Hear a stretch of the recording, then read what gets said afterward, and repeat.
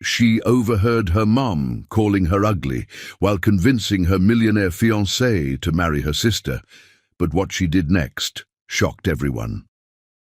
Hi, my beautiful family. Welcome back to Mr. Peter Stories. May the Almighty wrap every woman in his boundless love, filling her heart with peace, her soul with light, and her life with honor. May he bless the mothers whose tears water the roots of their children's success, the sisters who stand as silent pillars of strength, the wives whose endless love carries homes through storms, and the daughters whose laughter turns sorrow into joy. No woman should ever feel small or forgotten, for she is God's most precious creation, a crown of glory on this earth. Every story I share is written with this love for you. Stay with me until the end, because your presence gives me life, and your trust is my power. Like this video, comment and subscribe to become part of this family. If your heart is true, right, present. If your love is real, right, I am with Mr. Peter. In the house where she was born, Amara lived like a ghost, haunting rooms that were never meant for her. The Harrison estate sprawled across manicured grounds like a monument to success, its towering columns and sweeping verandas speaking of old money and older traditions. But within these grand walls, 28-year-old Amara Harrison had learned that blood meant nothing when love was rationed like precious currency, and she had never been deemed worthy of spending. She descended the curved mahogany staircase with the fluid grace that had taken years to perfect. Her hand barely touching the banister that generations of Harrisons had polished smooth with their confident grips. Every portrait lining these walls told the story of a family legacy, but none of them included her smile. Her face appeared in formal family photographs with the dutiful expression of someone who knew she was present but not wanted, included but not embraced. At 28, Amara possessed the kind of profound beauty that commanded boardrooms and shifted the energy of entire rooms. Her skin was rich mahogany that seemed to hold light within its depths, her eyes the color of liquid amber that missed nothing and forgave too much. She moved through the world with the regal bearing of African queens, though she had learned to dim that radiance in this house where her light was seen as too bright, her strength as too threatening. "Zara, my darling angel, come show Mama what the photographer sent." Camille Harrison's voice floated from the sunlit morning room, dripping with the kind of unconditional adoration that had never once been directed toward her firstborn daughter. Amara paused in the doorway, watching the scene that had played out in countless variations throughout her life. Her sister Zara glided across the Persian rugs with ethereal grace, 25 years old and luminous in the way that fashion magazines worshipped. Platinum blonde waves cascaded down her back like spun silk. Cornflower blue eyes sparkled with the confidence of someone who had never questioned whether she deserved love. And delicate features that belonged in Renaissance paintings completed a face that photographers called pure poetry. "Look at these." "Mama," Zara breathed, settling beside Camille on the antique settee and spreading glossy photographs across the mahogany coffee table. "The Beaumont Cosmetics people want me as their new face for the luxury line. They said I embody timeless elegance."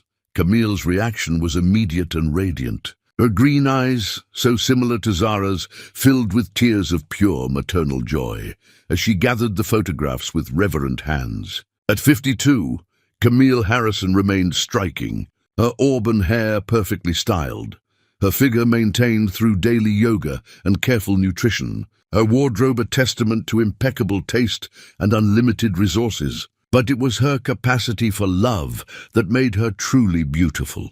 A capacity that seemed infinite for Zara and mysteriously absent for Amara. "Oh, my precious girl," Camille whispered, pulling Zara close and pressing kisses to her temple. "You're going to be famous nationwide. This is everything we've dreamed of since you were little. My beautiful, perfect daughter."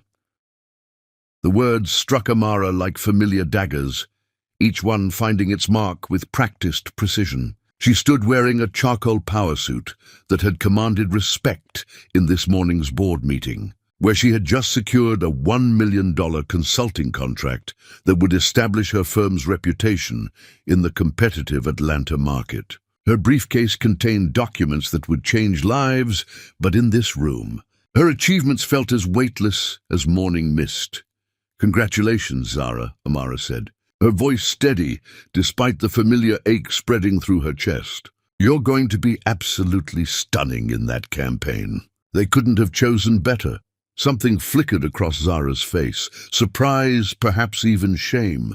In all their years of this painful dynamic, Amara had never shown anything but genuine happiness for her sister's victories, even when her own successes were dismissed or ignored entirely. The kindness was real, born from a heart that refused to become bitter despite decades of emotional starvation.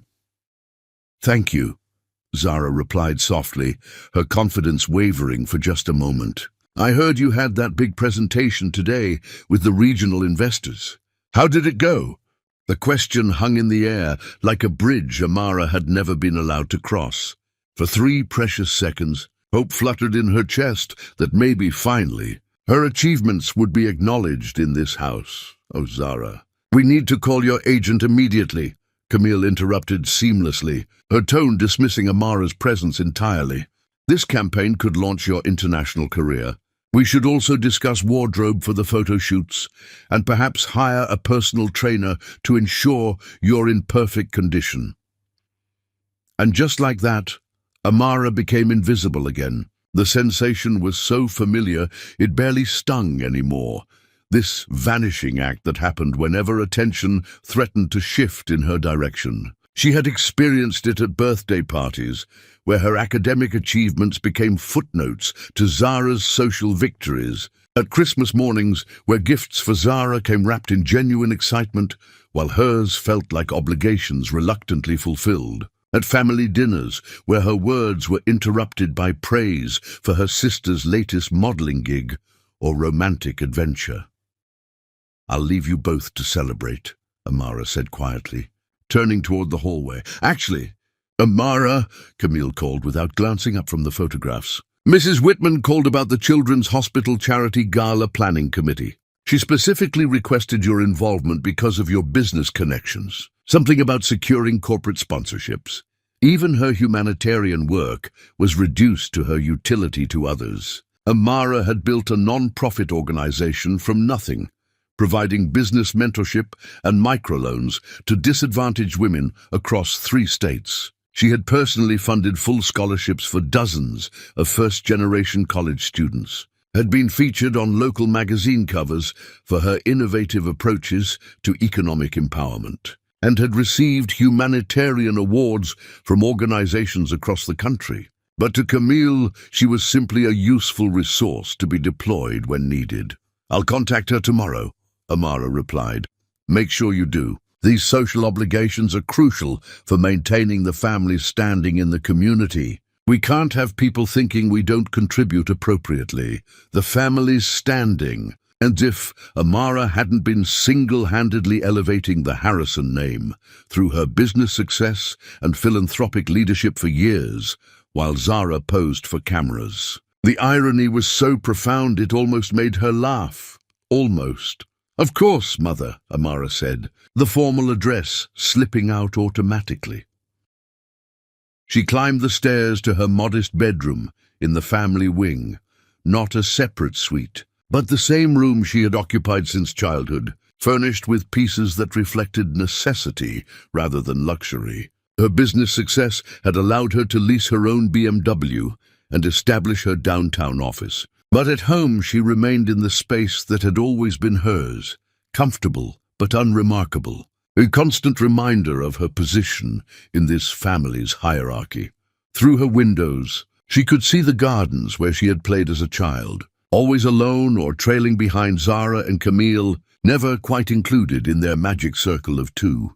She remembered birthday parties where other children would ask why her mother seemed to love Zara more, and her stammered attempts to explain something she had never understood herself. The sound of laughter drifted up from below, Camille and Zara celebrating this latest triumph with the easy intimacy of best friends rather than mother and daughter. That laughter held everything Amara had spent her lifetime craving.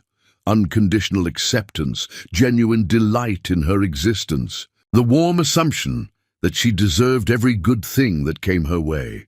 Her phone buzzed with a text from Donovan, her fiancé of 12 months. Hope your presentation went well today, beautiful. Can't wait to see you tonight for dinner with your family. Love you.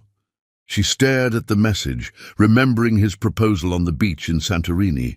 The way his eyes had filled with tears when she said yes. The promises he had made about building a future together where she would always come first. Donovan Pierce was everything any woman would want.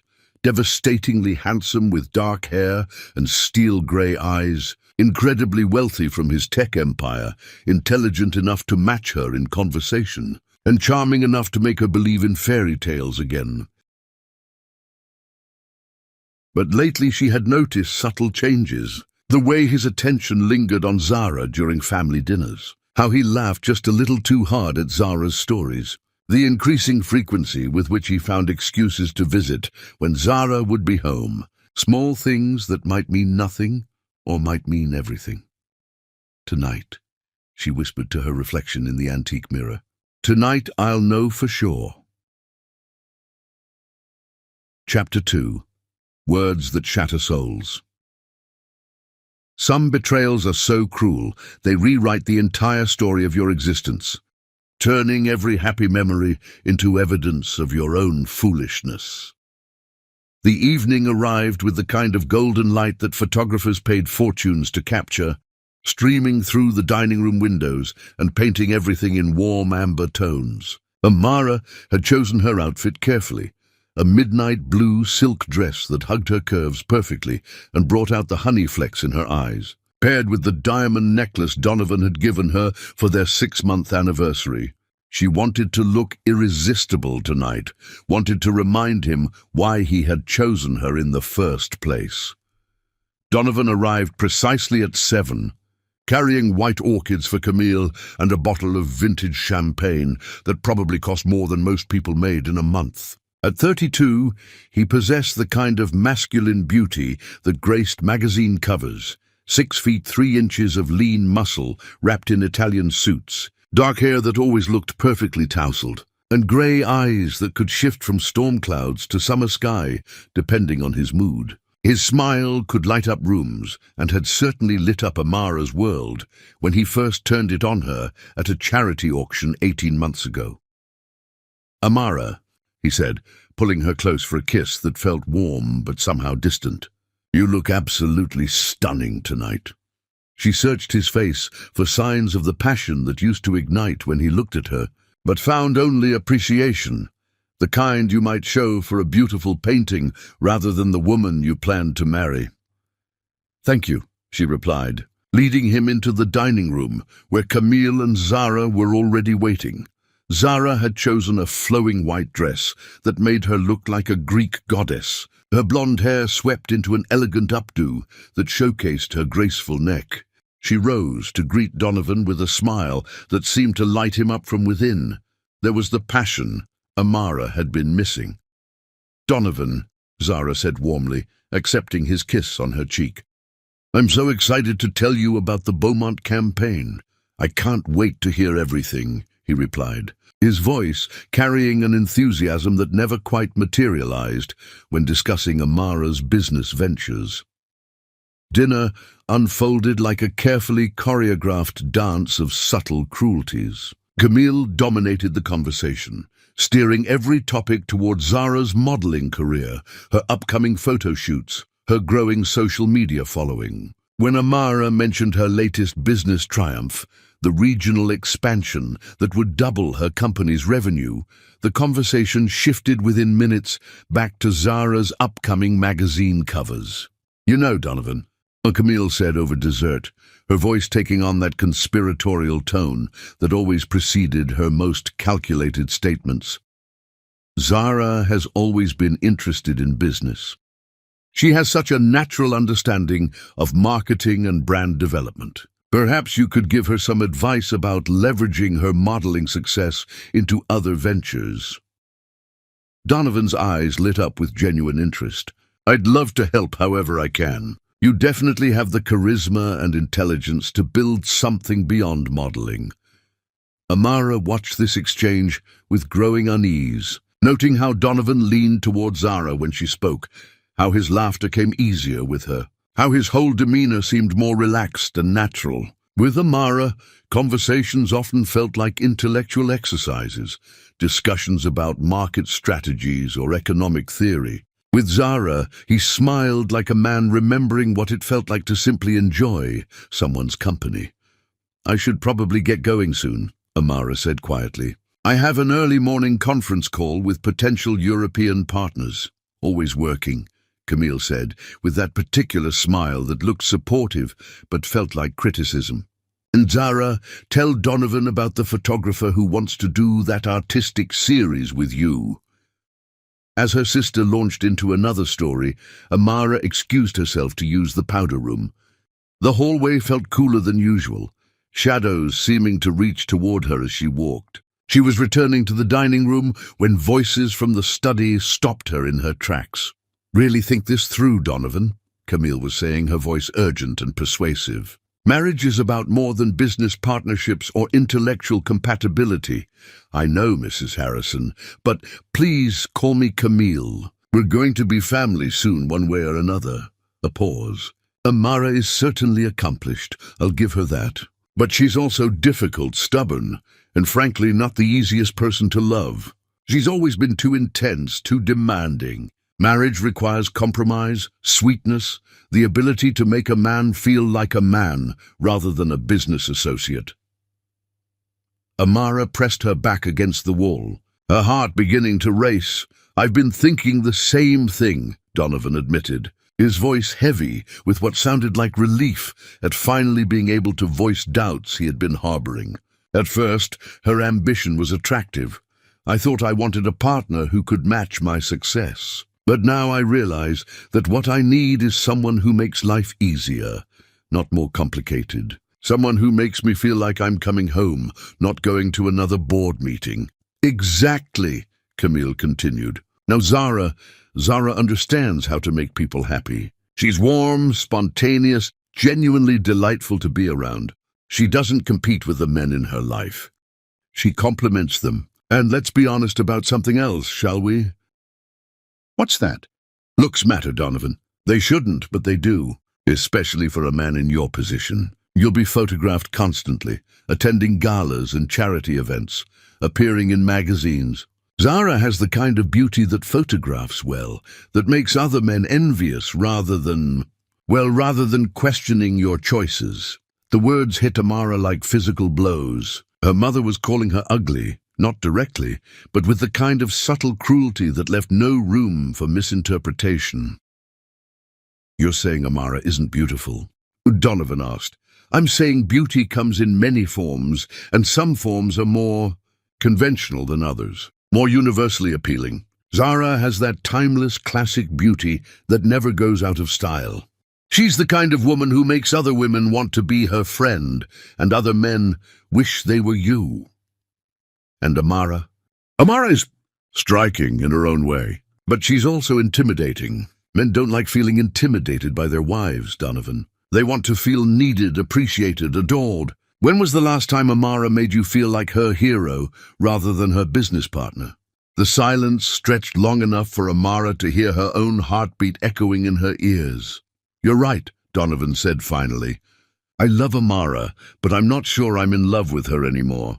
With Zara, I feel lighter, happier, more like the man I want to be. Love isn't always enough, darling. You need compatibility, shared values, the ability to build a life that brings joy rather than constant challenge. Zara would worship you the way a wife should worship her husband. She would make your house a home, not a headquarters. But what about Amara? She's your daughter. Don't you want her to be happy? Camille's laugh was soft but cutting.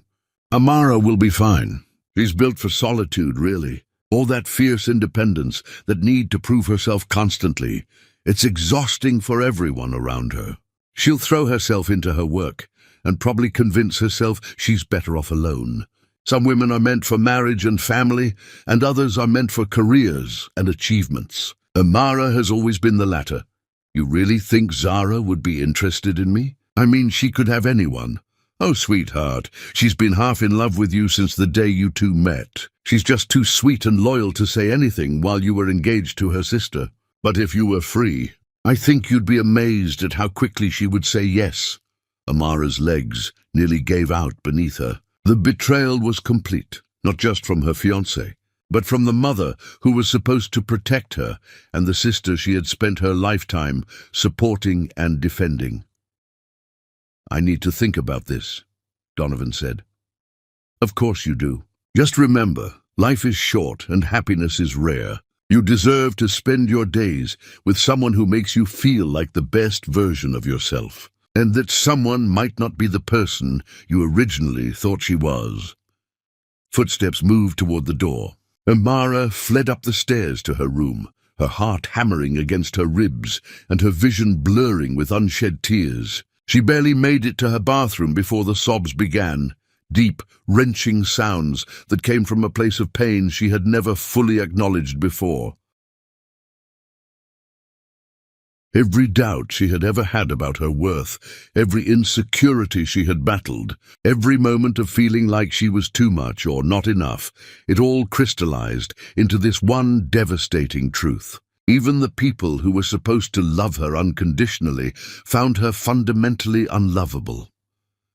She stared at herself in the mirror, seeing not the successful businesswoman who had built a thriving company, not the humanitarian who had changed thousands of lives, but the unwanted daughter who had never been enough for anyone. Her mother's words echoed in her mind. Too intense, too demanding, not the easiest person to love. Maybe they were right. Maybe she was meant to be alone. But even as the tears fell, something else began to kindle in her chest, a spark of the same determination that had built her business, that had survived years of emotional neglect, that had turned her into someone worth knowing, even if her own family couldn't see it. If they thought she was difficult now, they had no idea what she was capable of when she stopped trying to earn love that was never going to be freely given. Tomorrow, she whispered to her reflection, tomorrow I start living for myself. Chapter 3. The Silent Revolution. True power is born in the moments when you choose to rise instead of break, when you transform betrayal into the fuel for your own magnificent becoming. The morning sun painted Amara's bedroom in shades of gold and copper, but she had been awake long before dawn, staring at the ceiling and making silent promises to herself. The tears had dried hours ago, leaving behind something far more dangerous than sadness: clarity. For the first time in 28 years, she saw the game that had been played around her, and she finally understood the rules. She rose from her bed like a queen preparing for battle, choosing her armor carefully. The navy blue Armani suit fit her like liquid confidence. The crisp white silk blouse opened just enough to hint at feminine power without apology. Her makeup was flawless but subtle, her hair swept into a sophisticated chignon that showcased her graceful neck. She looked in the mirror and saw not the rejected daughter, but the formidable woman she was becoming. Breakfast was already underway when she descended the staircase, her heels clicking against marble with the rhythm of a warrior's march. Camille and Zara sat at the sun-drenched table, both still glowing from last night's successful manipulation, unaware that their victim had overheard every calculated word. "Good morning," Amara said pleasantly, settling into her chair with the fluid grace that had always marked her movements. "Oh, good. You're up early," Camille replied without looking up from her newspaper. "Mrs. Whitman expects your call by 10 about the charity gala. Make sure you mention our family's previous contributions when you speak with potential sponsors." "Of course," Amara agreed, buttering her toast with steady hands. "Anything else I can handle for the family today?" Something in her tone made Zara glance up from her phone. "Are you okay? You seem different this morning." "Different. If only she knew how different everything was now that the blindfold had been removed. "I'm perfect," Amara replied, her smile genuine for the first time in months. "Actually, I wanted to let you both know about some exciting developments with my business." She had their attention now. Camille's newspaper lowering slightly, Zara's eyes curious. The regional expansion exceeded all projections. "We're opening offices in 3 additional cities within the next 6 months, and the investors are calling it the most successful launch in our industry this quarter." "That's wonderful, dear," Camille said automatically, already reaching for her newspaper again. "There's more," Amara continued smoothly. "I've been invited to speak at the Southern Women's Business Summit next month. They want me to deliver the keynote address on innovative consulting strategies." This time, Camille's attention was fully captured. The Southern Women's Business Summit was exactly the kind of prestigious event that elevated entire families in social circles. "A keynote address?" she repeated. "The theme is Building Empires, the New Generation of Female Leadership. They're featuring my expansion strategy as a case study for other entrepreneurs." Amara watched her mother's expression shift as the implications sank in. This kind of recognition would elevate the Harrison name in ways that modeling campaigns never could. "Well," Camille said carefully, "that's quite an achievement." "Thank you," Amara replied graciously. "I should probably mention that Atlanta Business Chronicle wants to do a feature story about the expansion. Something about following the journey of young female CEOs who are reshaping the consulting landscape." The words hung in the air like a challenge. Even Zara seemed to recognize the magnitude of what her sister was describing, the kind of recognition that made modeling campaigns look modest by comparison. Her phone buzzed with a text from Donovan. "Can we talk later today? There's something important I need to discuss with you." She stared at the message, imagining his internal struggle, the war between obligation and desire that was probably keeping him awake at night. Poor Donovan, torn between the woman he should want and the woman he actually wanted. She almost felt sorry for him. "That must be Donovan," Camille said, noticing her attention to the phone. "You two are so fortunate to have found each other." The irony was breathtaking. Camille had spent last evening systematically dismantling Amara's relationship, and now she was offering platitudes about their good fortune. "We are indeed fortunate," Amara agreed, "though I sometimes wonder if fortune has more surprises in store for all of us." After breakfast, she drove to her downtown office in the leased BMW that represented her growing success. The Harrison Business Solutions headquarters occupied 3 floors of a gleaming glass tower, employing 65 people who looked to her for leadership and vision. Here, in this space she had built from nothing, she was not the unwanted daughter or the difficult fiancée. She was simply Amara Harrison, the brilliant strategist who had revolutionized business consulting for the digital age. Her assistant, Miranda, greeted her with the usual stack of urgent messages and priority meetings, but today Amara felt different walking through these halls. The weight of trying to earn love she would never receive had lifted from her shoulders, replaced by the exhilarating lightness of finally accepting who she truly was. "Clear my calendar for lunch," she told Miranda. "I have some important calls to make." The first call was to Mrs. Whitman about the charity gala, but instead of simply offering to secure sponsors, Amara proposed something bigger. Harrison Business Solutions would sponsor the entire Children's Wing fundraising campaign, creating an initiative that would raise 5 times the usual amount for the hospital. She would personally oversee every detail, ensuring that the Harrison name was associated with unprecedented generosity and flawless execution. The second call was to the Atlanta Business Chronicle, accepting the feature story request she had previously declined and scheduling interviews that would establish her as the new voice of business innovation in the South. The third call was to her personal lawyer, reviewing the prenuptial agreement she and Donovan had signed. Not because she expected to need it soon, but because preparation was the foundation of all power. By afternoon, she had restructured 2 client campaigns, approved the design for her $3 million Southeast expansion project, and scheduled meetings with investors who wanted to fund her growth into additional markets. Her phone continued buzzing with messages from Donovan, increasingly urgent requests to meet, to talk, to work through some things together. She waited until 5 o'clock to respond. Dinner tonight at Chez Laurent, 7:30. Chez Laurent was their place, the restaurant where he had first told her he loved her, where they had celebrated her business victories and planned their future together. It seemed appropriate for whatever conversation he thought he needed to have.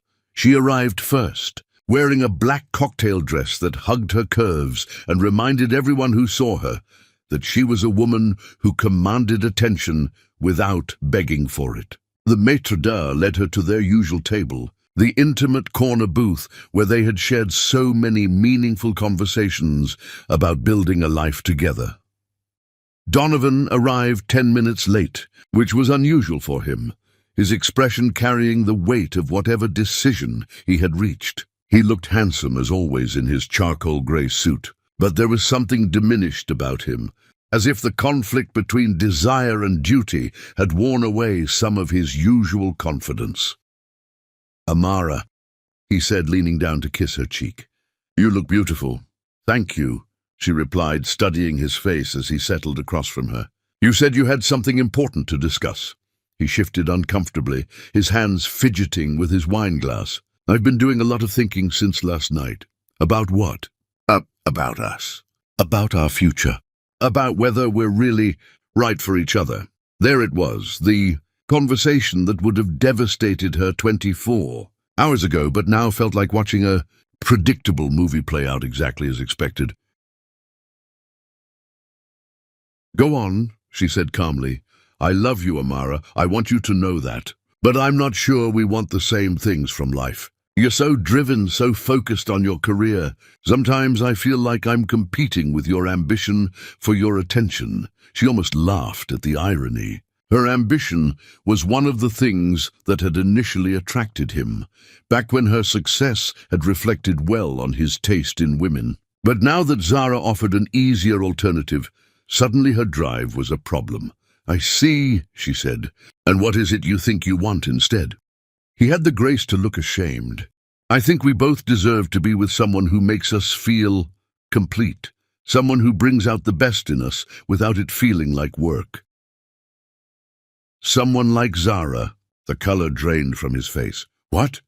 Did you really think I wouldn't notice, Donovan? The way you light up when she walks into a room, the way you hang on her every word, the way you've been pulling away from me for months while finding excuses to spend more time with her." He opened his mouth to deny it, then closed it again, apparently realizing that lies would only make this worse. "I never meant for this to happen," he said quietly. "But it did happen. And now you want permission to act on it. Amara, you want to know something interesting?" She interrupted, her voice steady and almost conversational. "Last night, I overheard you and my mother discussing how much more suitable Zara would be as your wife, how much more beautiful, more conventional, more willing to worship you the way you deserve to be worshipped." His face went from pale to flushed in seconds. "You heard that?" "Every word, including the part where my own mother called me too intense, too demanding, and not easy to love." "I'm sorry," he whispered. "We never meant for you to hear that." "Oh, I'm not sorry I heard it. It was exactly what I needed to understand some fundamental truths about my life." She leaned forward, her eyes meeting his directly. "You're free, Donovan.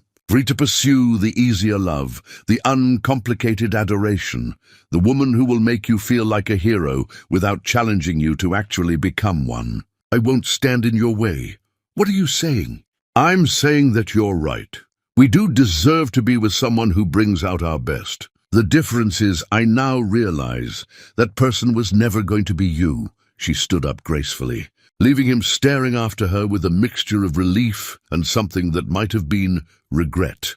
"The ring is in the jewelry box on my dresser," she said. "I assume you'll want to have it resized for smaller fingers." As she walked away, her heels clicking against marble, with the sound of a woman who had finally learned her worth, she heard him call her name. But she didn't turn around. Some bridges were meant to be burned, and she was just getting started with the fire. Chapter 4. Becoming Extraordinary. Grace is not given. It is earned through pain transformed into power, through betrayal alchemized into unshakable self-worth. 3 months after that defining dinner at Chez Laurent, Amara had used every single day to reconstruct herself from the ground up. Not because she was broken, she was beginning to understand that she had never been broken, but because she was finally ready to stop, dimming her light for people who preferred her shadows. The Atlanta Business Chronicle feature had been everything she hoped and more. The photograph captured her in her downtown office, power suit immaculate, hands folded confidently as she gazed directly into the camera with eyes that revealed nothing and promised everything. The Innovator, how Amara Harrison built a business empire, while everyone was looking elsewhere, had generated dozens of interview requests, speaking engagements and business opportunities that were transforming her from regional success to national recognition.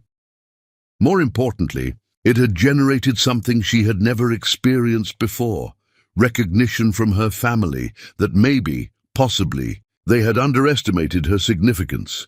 Her morning routine had evolved into something that felt like meditation. She rose at 5, spent an hour in her private gym working her body into the kind of strength that showed in her posture, then reviewed market reports while her chef prepared breakfast. By 7, she was dressed and ready to conquer whatever challenges the day might bring, armored in Italian silk and unshakable confidence.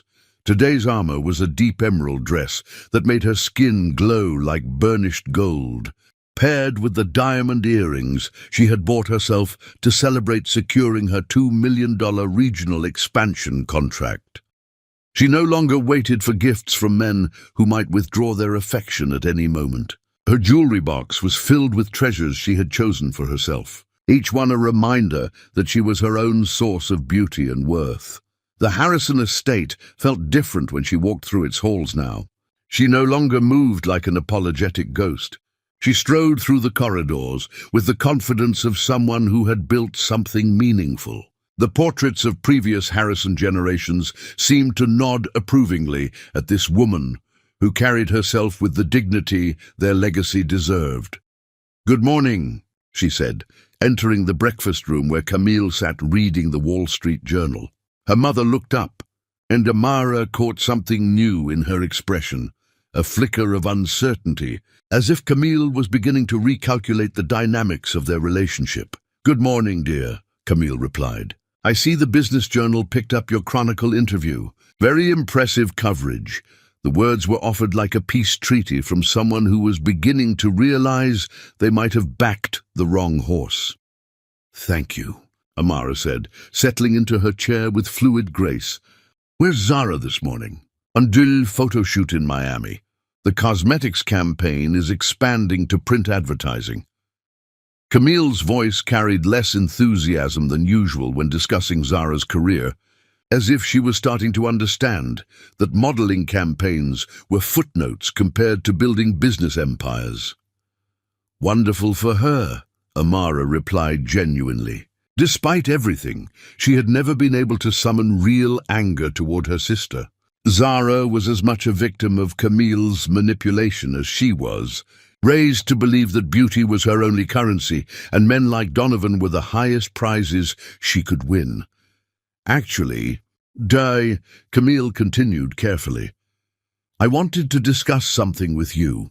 The Hartwell Foundation has asked me to join their board, and they specifically mentioned that having you as a family member would be a significant asset to their fundraising efforts."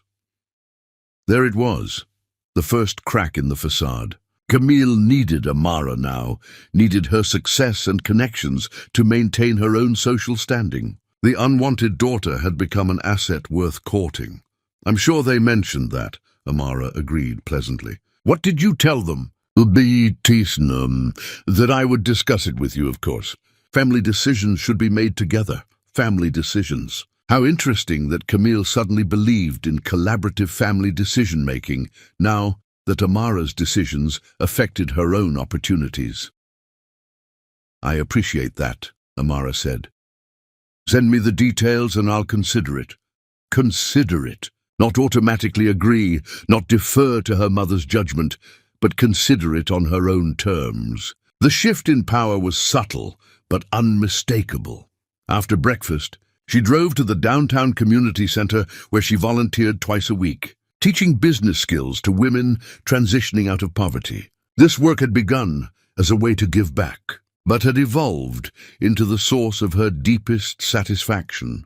The women in her program came from backgrounds that made Amara's emotional deprivation seem trivial by comparison. Single mothers working multiple jobs to feed their children, immigrants navigating systems designed to exclude them, survivors of domestic violence rebuilding their lives from nothing. Yet week after week, she watched them transform their circumstances through sheer determination and the practical skills she taught them.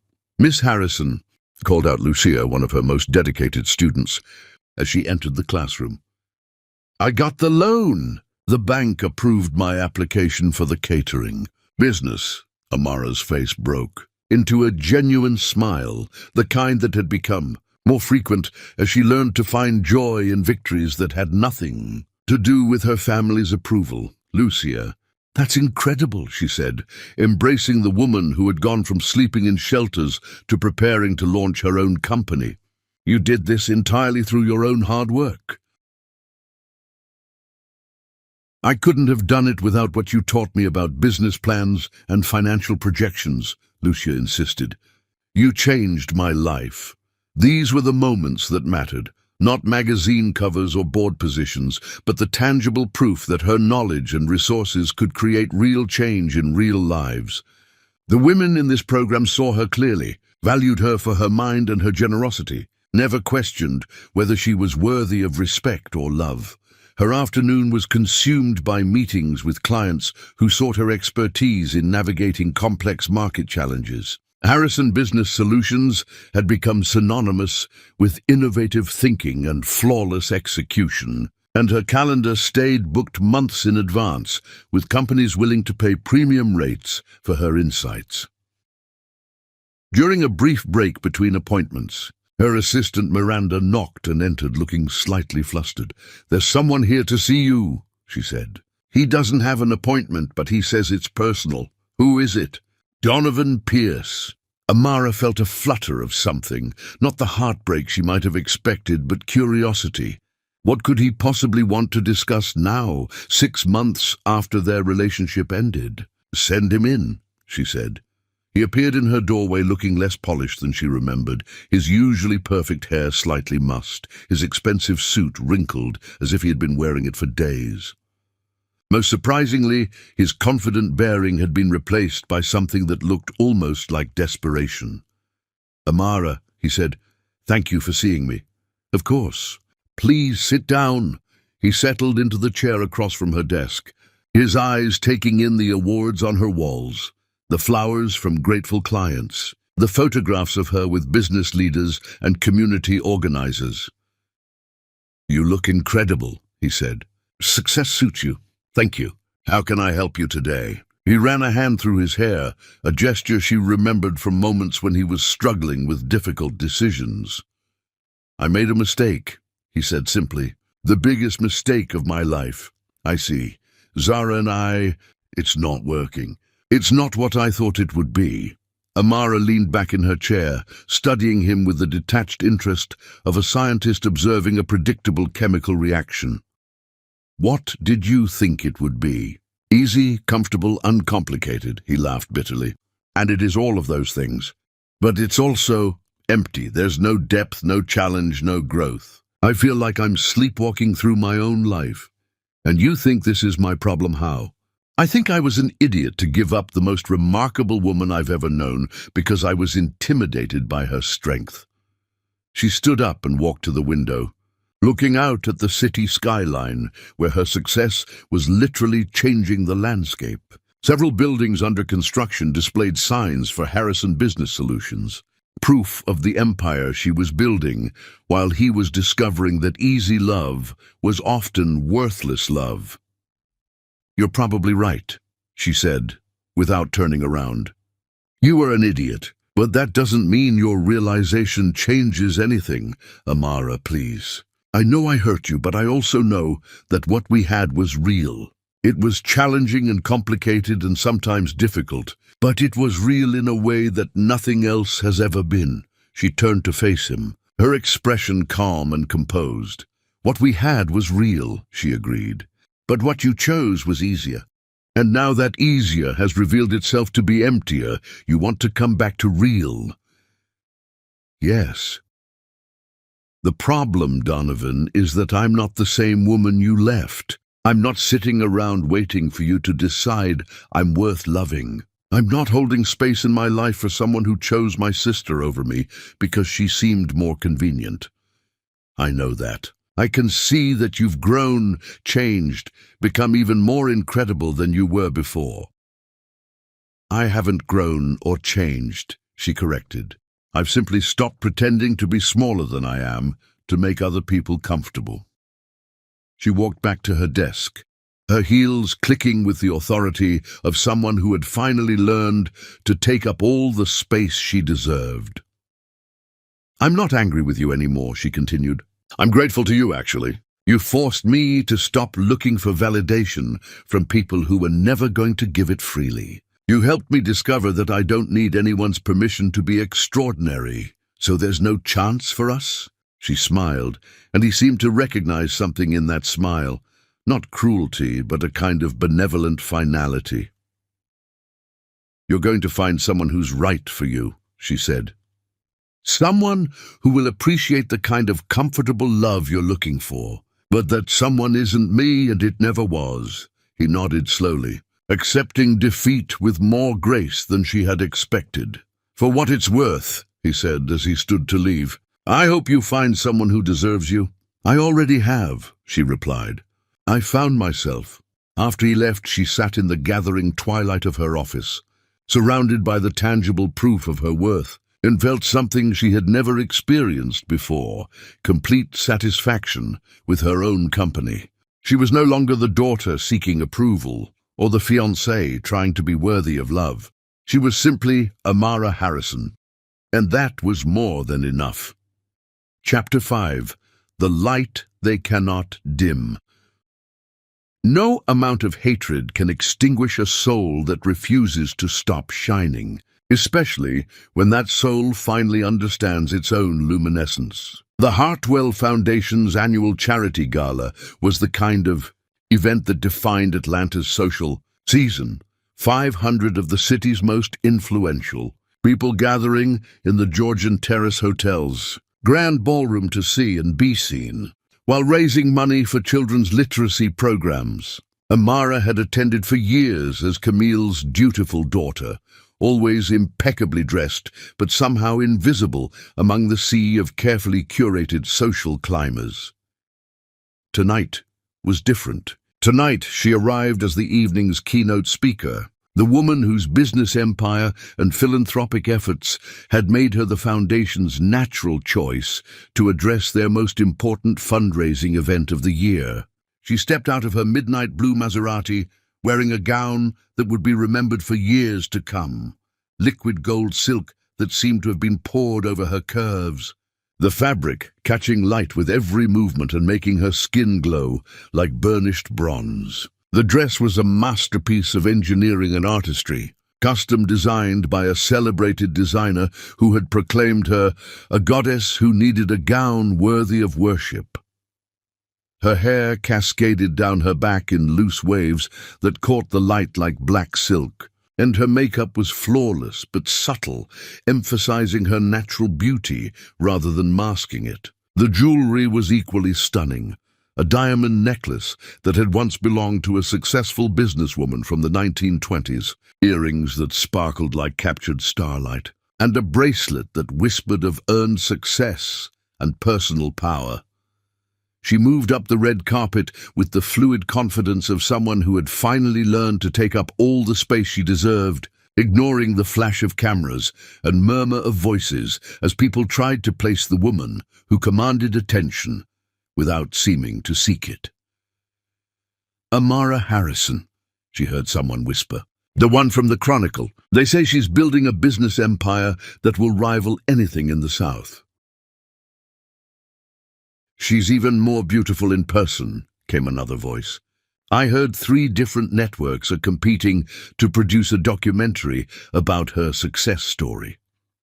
Inside the ballroom, she was immediately surrounded by people who had never bothered to learn her name in previous years, but now competed for her attention. Business leaders wanted to discuss partnerships, socialites angled for invitations to her events, and politicians sought her endorsement for their campaigns. She navigated these conversations with practiced grace, giving each person exactly the amount of attention they deserved while keeping her true focus on the reason she was here to raise money for children who deserved better opportunities than the world had naturally provided them. From across the room, she spotted familiar figures. Camille stood near the bar in an elegant black gown, her usual confident bearing slightly diminished as she watched her daughter command the kind of respect she had never received herself. Beside her, Zara looked ethereal in flowing white silk, her beauty undeniable but somehow less luminous than it had seemed before, as if standing in Amara's radiance had revealed her light to be more reflected than generated. And there, looking uncomfortable in his perfectly tailored tuxedo, stood Donovan. His eyes found hers across the crowded room, and she saw in them the regret of a man who had traded gold for copper and was only now beginning to understand the magnitude of his mistake. "Ladies and gentlemen," the foundation president announced from the podium, "please welcome our keynote speaker, businesswoman and philanthropist, Amara Harrison." The applause was thunderous as she made her way to the stage, her gown flowing behind her like liquid starlight. She took the podium with the confidence of someone who had earned the right to speak to rooms full of powerful people about changing the world. "Good evening," she began, her voice carrying easily through the room without seeming to strain. "I want to tell you about a little girl who grew up in a beautiful house, surrounded by every material advantage, but who went to bed hungry every night, not for food, but for the simple understanding that she mattered." The room fell completely silent, everyone sensing that they were about to hear something more than the usual charitable platitudes. That little girl spent years trying to earn love through achievement, believing that if she could just be smart enough, successful enough, perfect enough, she would finally be worthy of the affection that seemed to flow so easily to everyone around her. She paused, her eyes finding Camille's across the room. It took her 28 years to understand that love is not a prize to be won through performance. It is a gift that either flows freely or doesn't flow at all. And when it doesn't flow, the problem is never with the one being denied. It's with the one doing the denying. The silence in the room was profound, as if 500 people were collectively holding their breath. Tonight, we're here to talk about children's literacy, about giving young people the tools they need to write their own stories, instead of accepting the roles others have scripted for them. But before we can teach children to read words, we need to teach them to read their own worth. Her speech continued for 20 minutes, weaving together personal revelation and social challenge in a way that left the audience mesmerized. She spoke about building businesses, not just to create wealth, but to create opportunities for others. About using privilege as a platform for lifting up those who had been denied access. About the responsibility that came with having been given advantages, and the greater responsibility that came with having overcome disadvantages. when she finished. The standing ovation lasted for nearly 5 minutes. People wiped tears from their eyes, approached the stage to offer business cards and lunch invitations, and pledged donations that would triple the foundation's usual fundraising total. As the formal program ended and the evening shifted into mingling and dancing, Amara found herself at the center of a constantly shifting group of admirers. Business leaders offered her partnerships that would expand her empire internationally. Celebrities wanted to collaborate on charitable projects. Politicians sought her endorsement for campaigns that could reshape state policy. Through it all, she remained gracious but unimpressed, accepting compliments with the dignity of someone who no longer needed external validation to feel worthy. Amara. She turned to find Zara approaching, her usual confidence replaced by something that looked almost like vulnerability. "That was an incredible speech," Zara said quietly. "I had no idea you felt that way growing up." "You weren't supposed to know," Amara replied gently. "It wasn't your fault that love was rationed in our house, but I was part of it. I accepted all that attention, all that praise, without ever questioning why you weren't getting the same. You were a child. Zara, children accept the love that's offered without analyzing the fairness of the distribution." Zara looked around the room at the crowd still buzzing about Amara's speech, at the obvious respect and admiration directed toward her sister, at the way people seemed to lean toward Amara as if her approval was the only thing that mattered.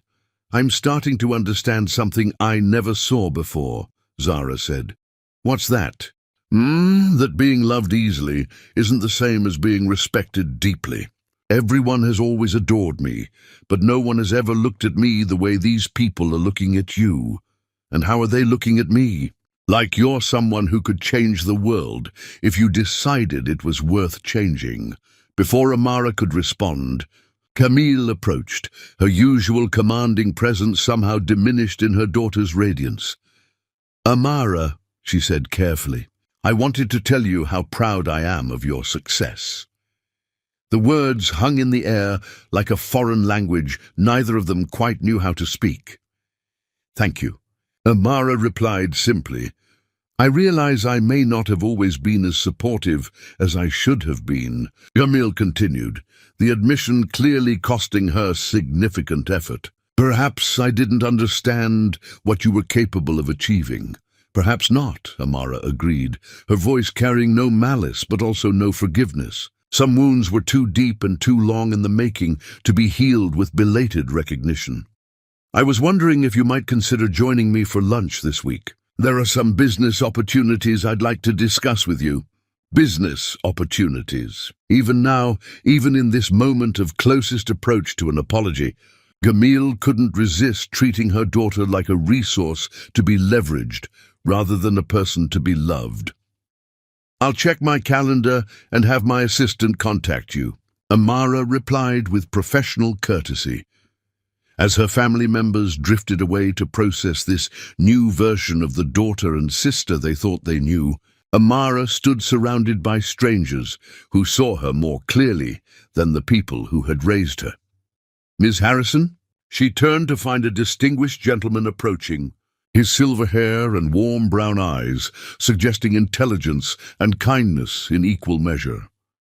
"I'm Dr. Jeremiah Wright," he said, extending his hand. "I run the pediatric oncology program at Children's Healthcare. Your speech tonight was extraordinary." "Thank you, Dr. Wright. I'm familiar with your work. The childhood cancer treatment protocols you've developed are revolutionary." His face lit up with surprise and pleasure. "You know my research? I make it my business to know the people who are doing meaningful work in this city."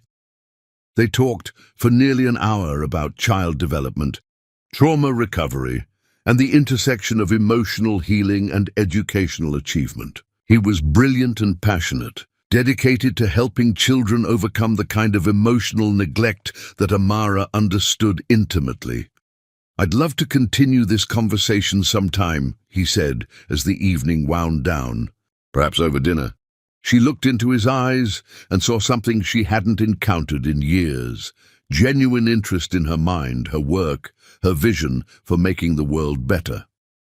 Not the kind of attraction that was based on beauty or wealth or social status, but the deeper recognition that came when one meaningful person recognized another.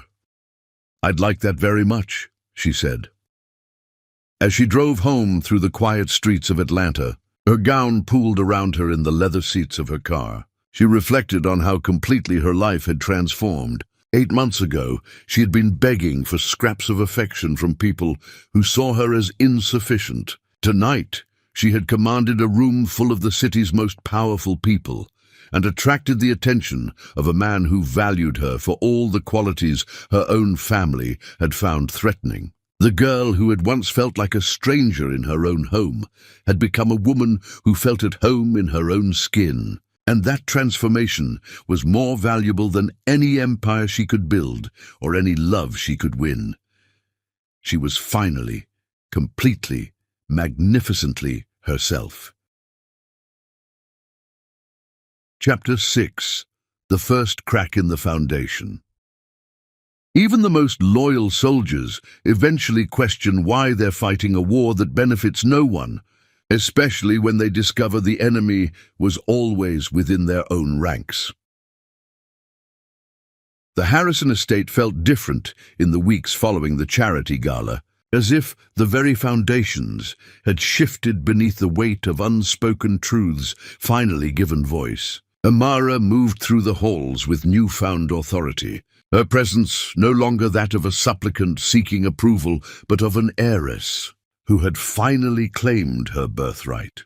She was in her modest bedroom, reviewing contracts for her $3 million Southeast expansion when her assistant called from the office. "Miss Harrison, I have some interesting news," Miranda said, barely containing excitement in her professional tone. "Southern Business Magazine wants to feature you in their Leaders Under 30 issue. The editor called personally to request an interview."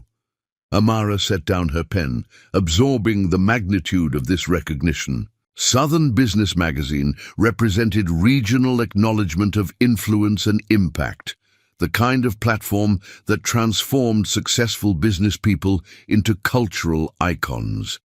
"Schedule it," she said, "and make sure they have access to all our recent expansion data. I want them to understand the full scope of what we're building." After ending the call, she realized she was no longer surprised by such opportunities. Success had become her natural habitat, and recognition was simply the inevitable result of excellence sustained over time. The sound of footsteps in the hallway drew her attention. Through her partially open door, she could see Zara pacing back and forth, her phone pressed to her ear, her usually melodious voice tight with frustration. "I understand the timeline is aggressive," Zara was saying, "but I need to know where I stand. Other agencies are interested, and I can't wait indefinitely for a decision that may never come." Amara frowned. In all their years together, she had never heard her sister sound anything other than confident about her modeling career. The uncertainty in Zara's voice was entirely foreign to her usual persona. The conversation continued for several more minutes, with Zara's responses becoming increasingly strained. When she finally hung up, she stood in the hallway for a long moment, her shoulders sagging with what looked like defeat. "Zara?" Amara called softly. "Is everything all right?" Her sister appeared in the doorway, her perfect features marred by worry lines that seemed to have appeared overnight. "Oh," Zara said, attempting to summon her usual bright smile and failing completely. "I didn't realize you were home. I'm working from here today. What's going on? You look upset." For a moment, Zara seemed to consider deflecting with casual conversation, but something in Amara's genuine concern seemed to break through her defenses. "The cosmetics campaign," she said quietly. "They're reconsidering the direction of their marketing strategy. What does that mean?" "It means they want someone with broader appeal and deeper market recognition, someone whose name carries weight beyond just modeling." Amara understood immediately. In the aftermath of her highly publicized success, Marketing executives were beginning to recognize that consumers were more interested in substance than just beauty, in stories of achievement rather than simple aesthetics. "I'm sorry," she said, meaning it completely. "That must be disappointing." "It's more than disappointing," Zara said, her careful composure finally cracking. "It's terrifying. This was supposed to be my breakout moment, the campaign that would establish me internationally. Without it—" She didn't finish the sentence, but Amara could hear the fear beneath the words. Zara was 25, which was approaching the upper limits of commercial modeling viability. Without major campaigns to sustain her momentum, her career could stagnate or decline rapidly. "There will be other opportunities," Amara offered. "Will there?" Zara asked, her voice carrying a desperation that seemed to surprise them both. "I'm starting to realize that I might have built my entire identity around something that was never going to last." The admission hung between them like a bridge that had never existed before. One sister acknowledging vulnerability to another who had spent years hiding her own pain. "What do you mean?" Amara asked gently. Zara moved into the study and settled into the chair by the window, her movements lacking their usual fluid grace. "I mean that watching you these past few months has made me understand something I never wanted to face," she said. "You built something that belongs to you, something that can't be taken away by changing trends or aging or someone else's definition of beauty. I've been living on borrowed time and borrowed validation my entire life." "Zara, no, let me finish. I've been thinking about this for weeks, ever since that night at the charity gala, when I watched 500 people hang on your every word. When I saw the way they looked at you, not because you were pretty, but because you were important." Amara remained silent, sensing that her sister needed to voice truths that had been building pressure beneath her perfect exterior. "Mother always told me that beauty was my power," Zara continued. "That men would want me and women would envy me, and that would be enough to build a life on. But power that depends on other people's reactions isn't really power at all, is it? It's just performance." "Beauty is a kind of power," Amara said carefully, "but it's not the only kind, and it's not always the most lasting. That's what I'm starting to understand. You have real power, the kind that comes from building something meaningful, from changing people's lives, from being someone the world needs rather than just someone the world wants to look at." The conversation was interrupted by the sound of the front door opening, followed by Camille's voice calling out greetings to staff members. "We should probably continue this later," Zara said, her vulnerability already retreating behind practiced social armor. But as she stood to leave, she paused at the door. "Amara, that night, when you overheard Mother and Donovan talking about me being better suited for him?" Tamara's hand stilled on her paperwork. "What about it?" "I knew what she was doing. I knew she was trying to manipulate him into choosing me over you, and I didn't stop it." The admission was so quiet, it was almost a whisper, but it carried the weight of months of suppressed guilt. "I told myself I deserved him because he made me feel special, because having someone like Donovan choose me would prove that I was worth something more than just pretty pictures. But the truth is, I was jealous of what you two had." "Jealous of what?" "But the way he talked to you about real things, the way he respected your mind, the way he seemed to grow into a better person when he was trying to keep up with your thinking." She laughed bitterly. "With me, he never had to grow. I was easy, uncomplicated, exactly what Mother promised I would be. And now I understand that easy isn't the same as valuable, and I'm starting to hate myself for taking what was never really mine to begin with." After Zara left, Amara sat in her study thinking about the cracks that were beginning to appear in the foundation of their family dynamics. For years, she had assumed that Zara was simply the beloved daughter, while she was the unwanted one. But maybe the truth was more complex than that simple narrative. Maybe Zara had been trapped in her golden cage as completely as Amara had been imprisoned in her shadows. The thought was interrupted by Miranda calling again. this time with news that sent a chill through her entire body. "Miss Harrison, I hope you're sitting down. I've been organizing some old files for the tax audit, and I found something unusual. A box of old papers that was misfiled in the business documents." "What kind of papers?" "Birth certificates, old photographs and letters. The birth certificate has your name on it, but it lists a different father than the man you grew up calling Dad." Amara's hands went completely still on her desk. "What did you say?" "The father listed is someone named Theodore Blackstone. And there are letters, Miss Harrison, dozens of them dating back to just before you were born. They tell quite a story."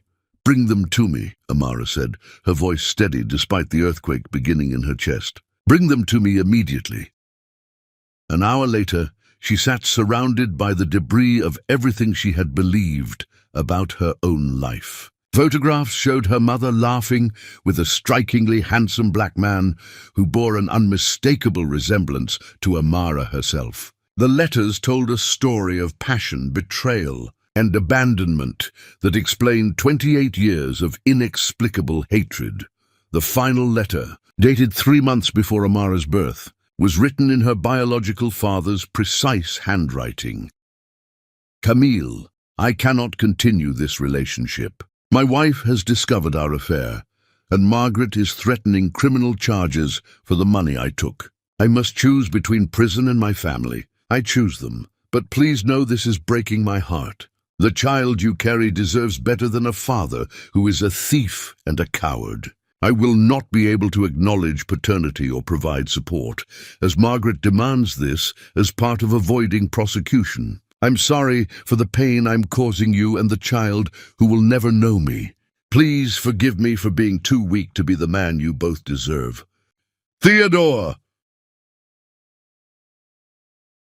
Amara read the letter 3 times, each reading revealing new layers of betrayal and abandonment. Her biological father had not just left.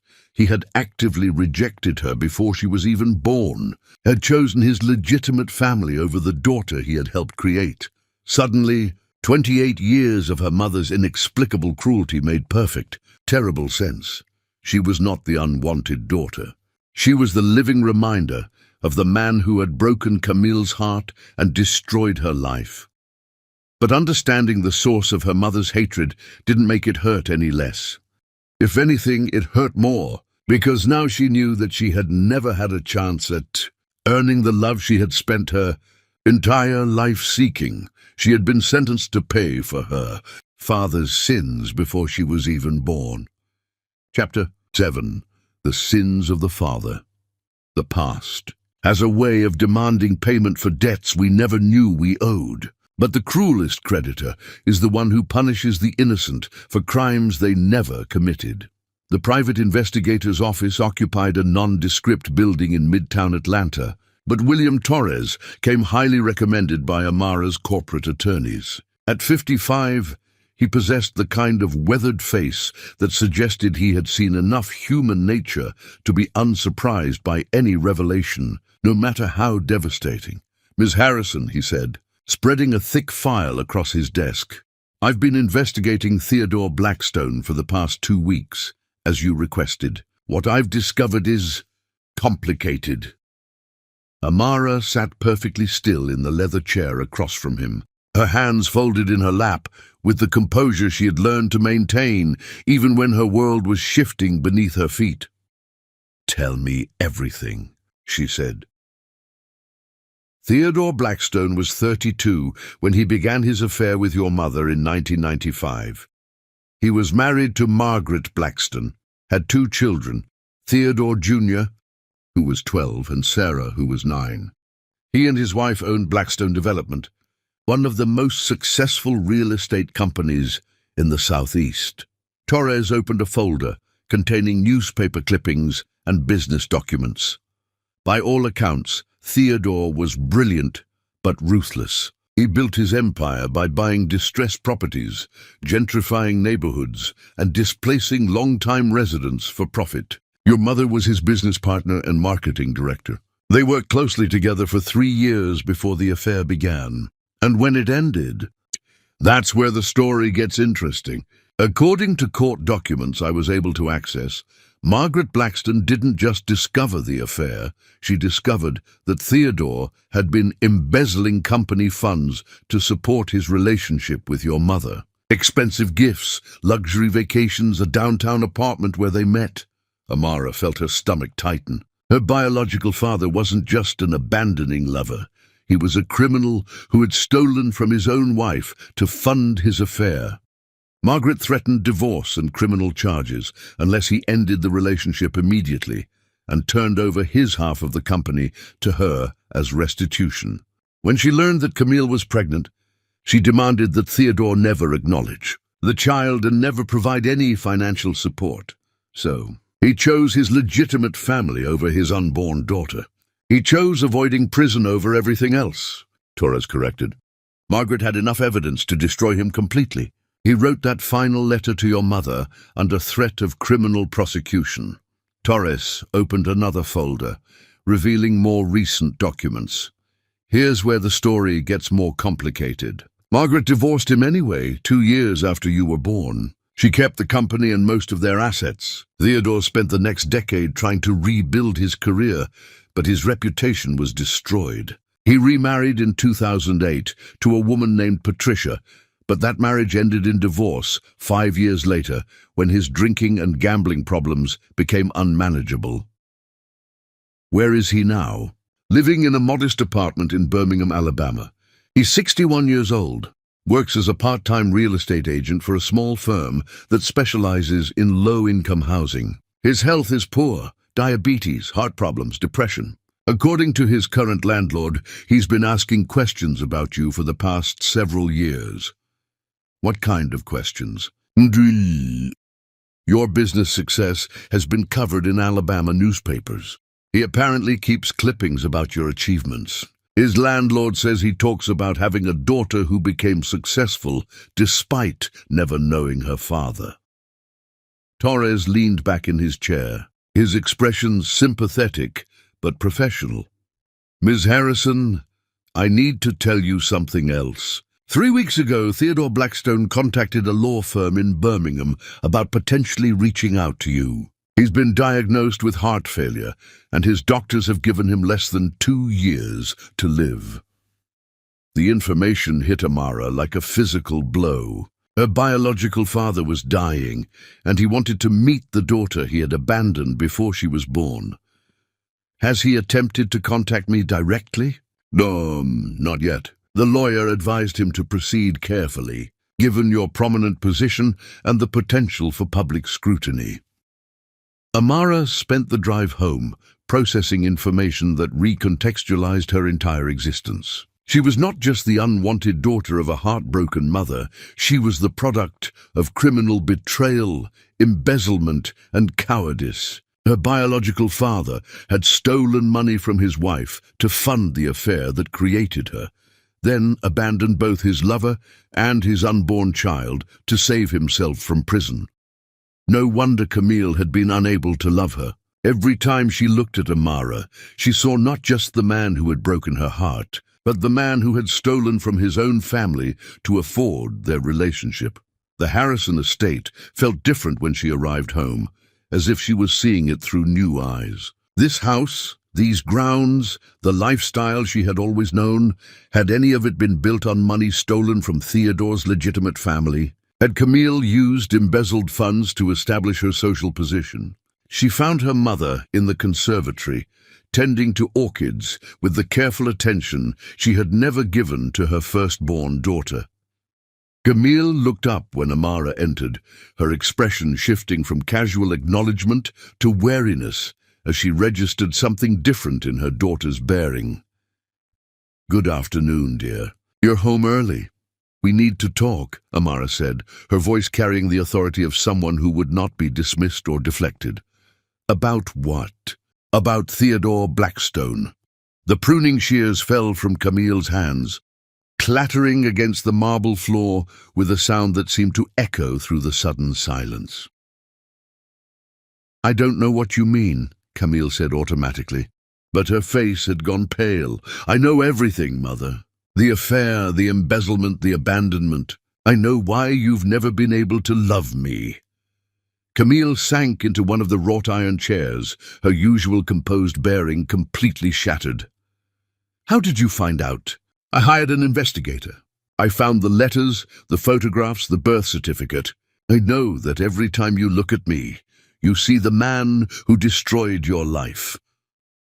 For a long moment, they sat in silence, broken only by the gentle splash of the fountain and the distant sound of traffic beyond the estate grounds. "I was 23 when I met him," Camille said finally, her voice barely above a whisper. "I thought I knew everything about love, about business, about protecting myself from men who would use me. But he was different. Indeed, he was brilliant and ambitious, and he made me feel like I was the only woman in the world who could match his vision for what we could build together." Her laugh was bitter. "I believed we were partners in every sense of the word, until his wife discovered the affair, until I discovered that everything he had given me, the apartment, the jewelry, the vacations, had been stolen from his wife. That the man I loved was not just unfaithful, but a criminal who was willing to destroy his own family to fund our relationship." Camille looked directly at Amara for the first time in years without flinching. "When Margaret Blackstone confronted me, she told me exactly what kind of man I had fallen in love with. She showed me bank statements, credit card records, evidence that he had been systematically stealing from their business to afford the lifestyle he was providing me. She said I was nothing more than an expensive whore who had helped him rob his own children's future. And then you discovered you were pregnant. And then I discovered that the child I was carrying was the product of criminal betrayal, that every dollar he had spent on our relationship had been stolen from his legitimate children." Tears were streaming down Camille's face now. 28 years of buried pain, finally finding expression. "I tried to love you," she whispered. "I swear I tried. But every time I looked at your face, I saw his face. Every time you smiled, I remembered the way he smiled when he was lying to me. Every time you showed the same intelligence, the same ambition, the same ability to charm people into giving you what you wanted. I remembered that those were the same qualities he had used to destroy my life. So you decided to destroy mine instead.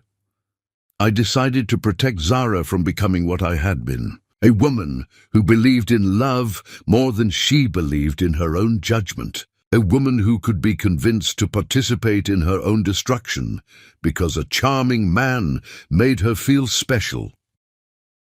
Amara stood up, pacing to the windows that overlooked the gardens where she had played alone as a child. "You punished me for his crimes," she said. "You spent 28 years making me pay for sins I never committed." "I know," Camille said simply, "and I know it was wrong, but I didn't know how to separate you from him in my mind. I didn't know how to love the child without remembering the father. He wants to meet me." Camille's head snapped up. "What? He's dying. Heart failure. He has less than 2 years to live, and he wants to meet the daughter he abandoned." "You can't," Camille said immediately. "Amara, please. He's a selfish man who will only bring you pain.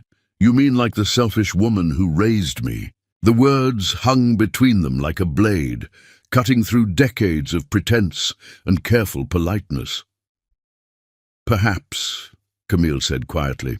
"Perhaps I have no right to protect you from anyone." Amara turned from the windows, studying the woman who had given birth to her but had never truly been her mother.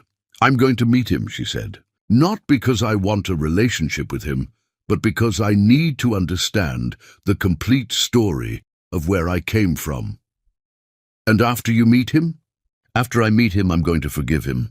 Not for his sake, but for mine. I'm going to forgive you too, eventually, but not today. Today, I'm just going to stop carrying the weight of your pain and his cowardice." As she walked toward the door, Camille called out to her, "Amara?" She turned. "For what it's worth, you became everything I was too afraid to become. You built something that belongs only to you, something that no man can steal or destroy. You became the woman I might have been if I had been stronger. I became the woman I had to become to survive being your daughter, Amara replied. That's not the same thing.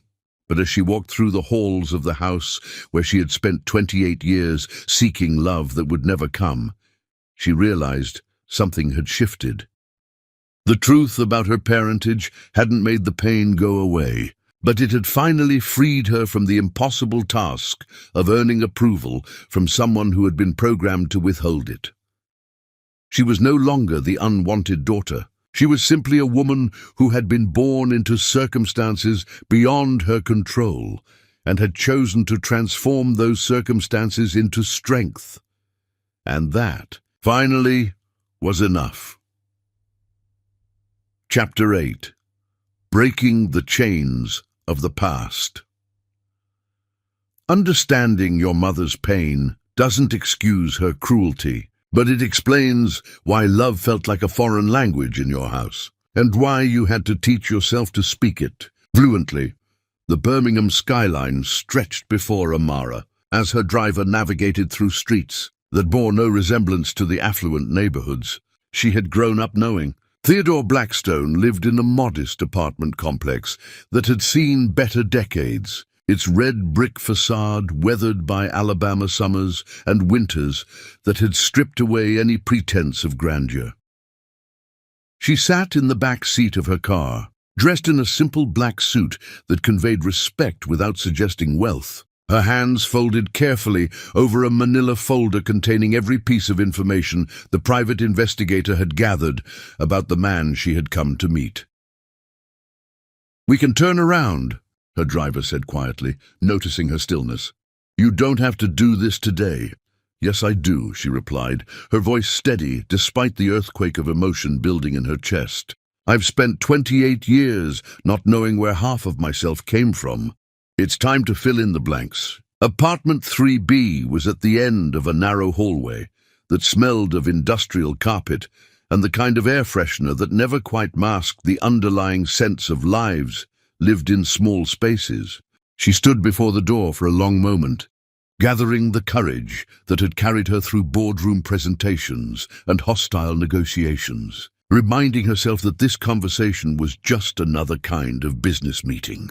Her knock was answered by a man who was unmistakably her biological father, though time and poor health had carved deep lines around features that still resembled her own. Theodore Blackstone at 61 was tall and lean like she was, with the same honey-colored eyes and the same aristocratic cheekbones that had always made her feel like she belonged to some other family entirely.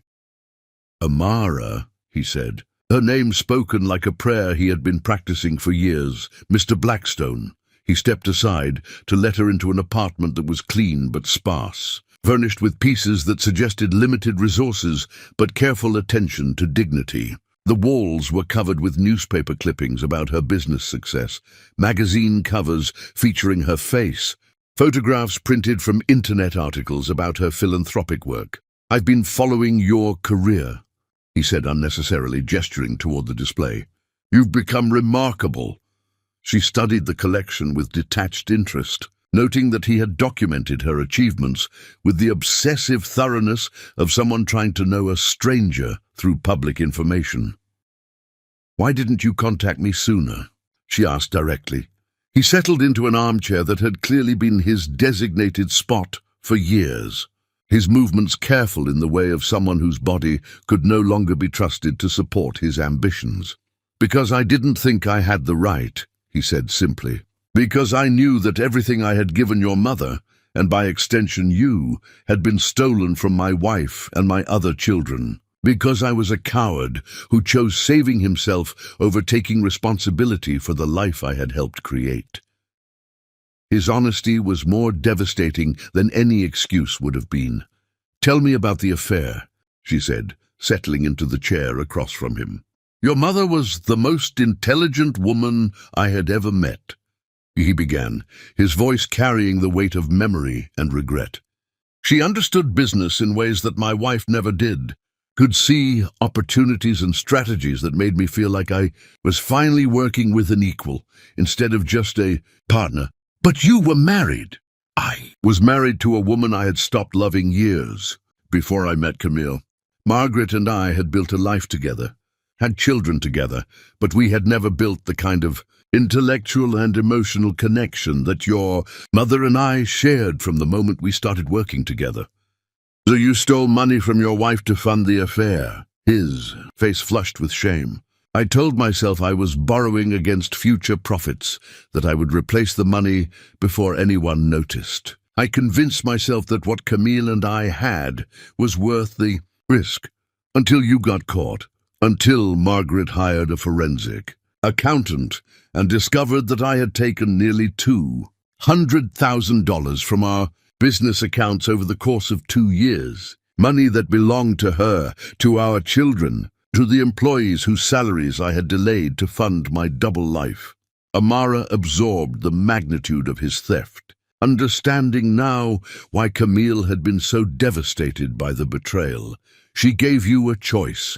She gave me an ultimatum. End the affair. Sign over my half of the business to her as restitution and never contact Camille or acknowledge the child she was carrying, or face criminal charges that would have sent me to prison for embezzlement and fraud. And you chose to abandon us. I chose to avoid prison. I told myself I was choosing my existing children over my unborn child. But the truth is, I was choosing myself over everyone. The admission hung in the air between them, neither accusation nor justification, but simply the truth that had shaped both their lives. What happened after you wrote that letter? I lost everything anyway. Margaret divorced me, kept the business, made sure that everyone in our social and professional circles knew exactly why our marriage ended. My existing children blamed me for destroying their family. I spent the next decade trying to rebuild my career while battling depression and alcoholism. And now? Well, now I'm a 61-year-old man with a failing heart and a lifetime of regrets, working part-time to afford this apartment and medication that keeps me alive long enough to wonder whether my life had any meaning at all. He gestured toward the wall of articles about her success, and except for you, you gave my life meaning by becoming someone extraordinary, despite having a father who abandoned you before you were born. I became extraordinary because I had to, Amara corrected. Because the woman who raised me couldn't love me without seeing your face, and I had to find worth in achievement, since I couldn't find it in affection. Theodore's eyes filled with tears. I'm sorry. I know that's inadequate, but it's all I have to offer. I'm sorry for being a coward, for stealing money that didn't belong to me, for abandoning you and your mother when you needed me most. I didn't come here for apologies, Amara said. I came here to understand the complete story of where I came from. And now you know. Now I know that I was born from criminal betrayal, that my existence destroyed 2 families, and that both my parents were too damaged by their own choices to love me, the way a child deserves to be loved, Amara. But I also know that none of that defines who I chose to become. She stood up, gathering her purse and the manila folder she had brought with her. I'm not angry with you, she said. I'm disappointed that you were such a weak man, but I'm not angry. Anger would require caring about your approval, and I stopped needing approval from absent fathers a long time ago. Is there anything I can do? Any way to make amends for what I did? She paused at the door, considering his question. You can stop collecting newspaper clippings about my life and pretending that my success gives your failures meaning, she said. You can accept that you were a criminal who abandoned his child. Serve whatever time you have left with dignity, and stop trying to claim credit for achievements that happened in spite of you, not because of you. And after I'm gone, after you're gone, I'll remember you as the man whose cowardice taught me never to run from my responsibilities, whose selfishness taught me the value of putting others first, and whose weakness taught me that strength is always a choice. She opened the door, then turned back one final time. For what it's worth, I forgive you. Not because you deserve forgiveness, but because carrying anger toward you would give you power over my life that you never earned and don't deserve. The drive back to Atlanta felt like traveling between different worlds, from the modest reality of consequences lived out in small apartments, to the privileged landscape of wealth built on the foundation of others' failures. But instead of feeling guilty about the contrast, Amara felt something new, peace with the knowledge that her success belonged entirely to her. She had not inherited wealth built on theft. She had not benefited from advantages purchased with stolen money. Everything she had achieved had been earned through her own intelligence, determination, and refusal to accept limitations others had tried to place on her potential. When she arrived at the Harrison estate, she found Zara waiting in the foyer, her face tight with anxiety. "How did it go?" her sister asked immediately. "About as well as could be expected when meeting the criminal who abandoned you before you were born." Zara winced. That bad? "Actually, no. It was exactly what I needed it to be. Proof that I don't need anyone's approval to know my own worth." They were interrupted by the sound of voices from the living room. Through the archway, Amara could see Camille entertaining guests, her laughter carrying the forced brightness that always marked social performances.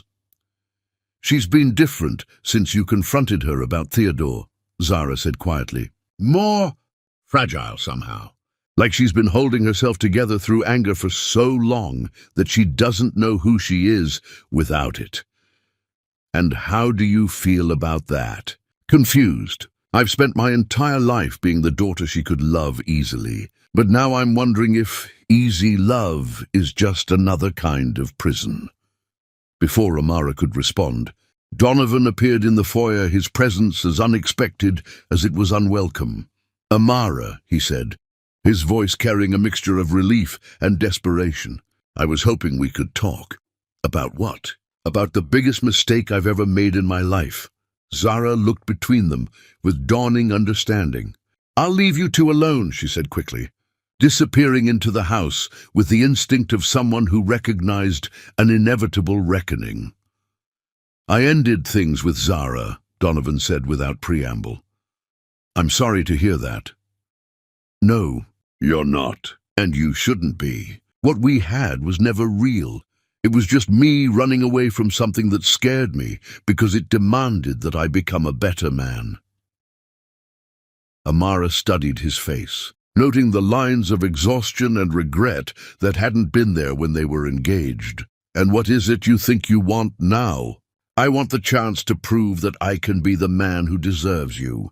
I want to stop running from depth and complexity and challenge because I was too lazy to grow." "You had that chance, Donovan.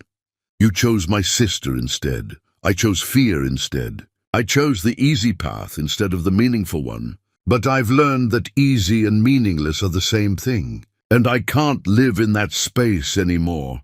She looked at this man who had once represented everything she thought she wanted.